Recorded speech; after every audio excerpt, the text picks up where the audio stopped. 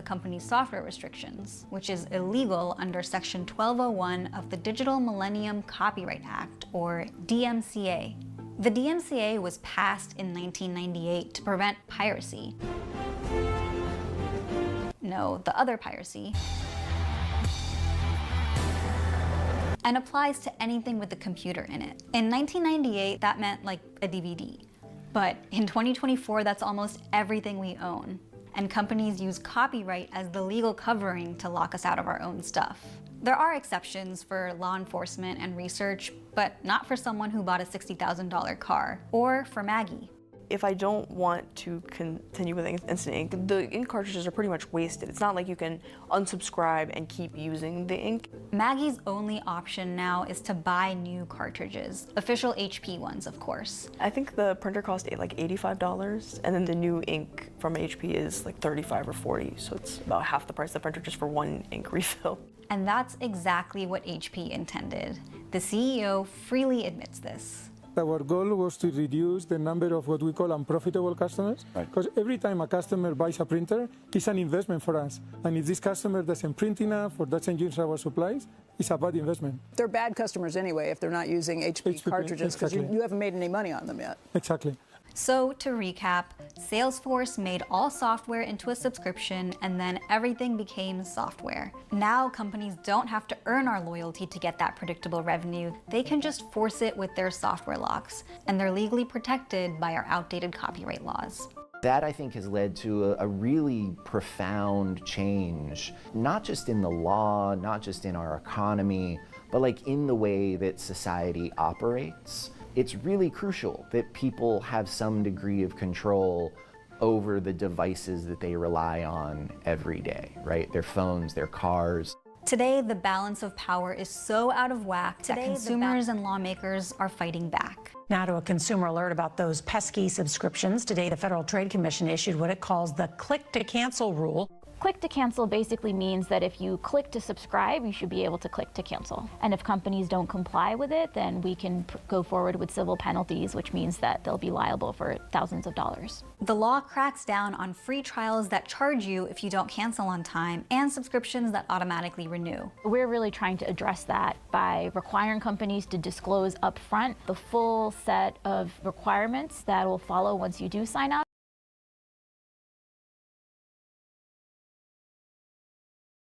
And also make sure that users are not spending precious hours of their life navigating these archaic bureaucracies just to be able to stop being charged a monthly fee. The FTC is also going after Adobe and Amazon for their shady subscription practices. And consumer protection groups want them to go after software tethering next. No more locking all the best features behind paywalls or surprise bricking. This consumer advocacy is working. HP is phasing out instant ink, citing customer pushback, and public pressure also killed BMW heated seats and Keurig's coffee pods. But there's a more fundamental change that we need to start taking seriously. When you pay money for a product, that's yours now. It's not a lease, it's not a monthly subscription. I pay you one time, I own that thing, right? And I get to behave as if I own that thing. There's so much more to explore on this topic that we're actually gonna put it into a second part to this video. We're gonna look at why our stuff breaks more often and why it's so freaking expensive to fix your iPhone, your car, and all sorts of other products. The part itself was about $150, $160, but my bill was almost $5,000. And we're gonna dig into the bigger question Maggie raised with her printer. Do we even own the things we buy? Stay tuned for the answer in a couple weeks. Thanks for watching The Classroom. We're always looking to tell more stories like this one, unpacking economic systems that impact all of our daily lives. What other issues do you want to see us cover? Sound off in the comments, and again, don't forget to like and subscribe. What if I told you these ridiculous ads? Did you say I'll feel better smoking Philip Morris? Yes, you'll feel better. Are not all that different from these ads. Now, every box of Kellogg's Rice Krispies cereal has antioxidants and nutrients that help support your child's immune system. For decades, massive food conglomerates like Kraft and Kellogg's have made over $1 trillion through the manipulation of food science and food scientists, and ultimately, us. And their goal is much like big tobaccos, to do and say whatever they can to get people to buy their product over and over and over again until their product is no longer a want, but a need. To whose advantage is it to keep the public confused about what to eat? Well, obviously, it's the food industry's advantage. Ultra-processed foods make up over half of the American diet, and do so with little scrutiny from health experts or government officials. And the food industry is terrified. Even if Americans skip one ultra-processed snack or meal a day, sales would plummet by 7%. Every 5 years, the Dietary Guidelines Advisory Committee meets to review the relevant research and give the American public advice about the latest nutrition science, a process food conglomerates are attempting to sabotage as we speak. I mean, in every possible way in which they can use their money and political power to encourage people to think their products are good and are willing to help them sell their products, they're going to do that. The evidence is grim. Ultra-processed foods are being linked in study after study to things like heart disease, diabetes, and cancer. Researchers are beginning to understand that many of them are functionally addictive. So who will win in this battle between big food and science? We set out to investigate, and in the process learned the disturbing truth about how big tobacco's lies continue to make Americans sick. When you change to Philip Morris, you'll feel better. So what exactly are ultra-processed foods? We asked molecular biologist and nutritionist Mary Nessel. These are foods that are industrially produced. They require machinery and they require ingredients that you don't have access to. So industrially produced, designed to be irresistibly delicious, that's their purpose. Corn on the cob is unprocessed. Canned corn, frozen corn are processed. Doritos are ultra-processed. It's not just junk food, to be clear. Many breakfast cereals, granola, and protein bars, diet foods, frozen dinners, sauces, and yogurt fit the ultra-processed label and are implicated in causing disease. A few years ago, I was writing about salt, and I went to the biggest companies and said, look, you know, salt has become like this public enemy #1 because of its links to heart disease, and why aren't you like cutting back on your use of salt? And Kellogg's, you know, said to me, hey, come on in, we'll show you. That's Michael Moss, journalist and author of Hooked, a book about how food giants exploit our addictions. What if I told you? Saltless cornflakes in the bowl. I didn't even know cornflakes had salt, but they do. But these saltless cornflakes went in our bowl, we put some milk on it, took a bite. And before I could say anything, the chief spokeswoman for Kellogg's was sitting there with me, and she gets this look of horror on her face. And she swallows and she blurts out, metal, I taste metal, M-E-T-A-L. And I was kind of thinking the same thing, which was one of my fillings had come out and was sloshing around. And the chief technical officer sitting there too, and he's kind of in charge of all things scientific, he laughs and he goes, you know, not all people will taste that, but one of the beautiful things about salt for us is that it will mask, cover up, some of the off notes, bad taste, that are inherent to kind of the manufacturing process. And so the reason you see so much salt, sugar, fat, and others that are problematic ingredients in these products is that the companies are using those ingredients as part of the industrial process for the manufacturing, for the shelf life, things you don't need to worry about as a home cook. While our food environment is saturated with the salty and sugary goodness of ultra-processed food, something else is happening. We are constantly bombarded with nutritional advice about how to stay healthy, what foods can ward off cancer or diabetes, and which ones are slowly killing us. And these two realities are actually deeply related. Let's go back to 2015, when Kraft successfully marketed their singles, which cannot legally be called cheese, as a health food. Kraft American Singles have double the calcium of many other American slices, plus vitamin D to help grow strong bones. In 2015, Kraft teamed up with the Academy of Nutrition and Dietetics, it's a professional group of nutritionists and dietitians, in a campaign called Kids Eat Right. But what if a company wants the positive PR of going healthy, but doesn't want the hassle of actually improving their product? Well, there's a solution for them too. We do want to move now to a new Kids Eat Right label that will soon be appearing on Kraft singles. One of the things that food companies do is they partner with health organizations, the American Heart Association, the American Diabetes Association, the Academy of Nutrition and Dietetics. And the idea is if you can donate to those organizations and support those organizations, then the organizations will thank you on their products. And they will say, you know, a partner of or whatever, and this makes it look like it's an endorsement of the products. As researchers begin to understand the real effects of ultra-processed food on our health, food companies continue to exhaust every option to make sure the science of their foods doesn't hurt their bottom line. Sound familiar? Tobacco companies had a big problem. You know, more than 50, 70 years ago, there was research coming out that linked cigarette smoking to lung cancer. So the first thing they did was to cast doubt on the research. Not enough people in the trial, wasn't adequately controlled, could have been due to other problems. When it comes to ultra-processed food, the industry is stacking panels and writing op-eds doing just that. Ultra-processed foods are too broad a category, they say. People might accidentally forego a healthy food that fits the bill. And listen, there's good scientific questions around the ultra-processed label, fringe cases and exceptions to the rule, for instance. But food companies aren't trying to further the science, they're trying to torpedo it. So, number one, cast doubt on the research.